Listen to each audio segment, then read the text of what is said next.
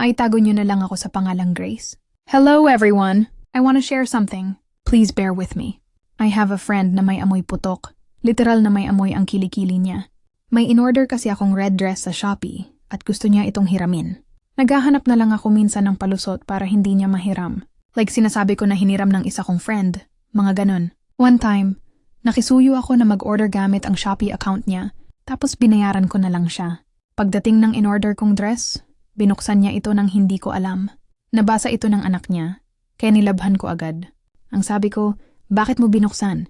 Ang sagot niya, tinitingnan ko lang daw kung maganda. Gusto ko sanang magalit kasi for me, that was a matter of privacy. Binuksan niya nang hindi nagpapaalam. Para sa akin, it's disrespect. Ang sabi ko, kung hindi mo binuksan, edi hindi sana yun nabasa. Ang sagot niya, feeling ka, OA mo daw. Gusto niyang hiramin yung dress ko, and pinahiram ko na lang din kasi baka may masabi pa siyang hindi maganda. Pero now, natatakot na akong gamitin kasi baka bumaho ang kilikili ko.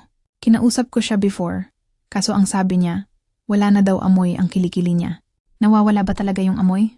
Minsan naiisip ko na i-cut off na lang siya, para hindi na siya humiram sa akin. Kaso naiisip ko rin, ang babaw ko naman kung ganun.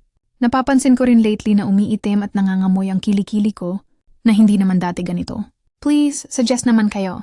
Gusto ko talagang bumalik yung dati kong kilikili na maputi at walang amoy. Huhu.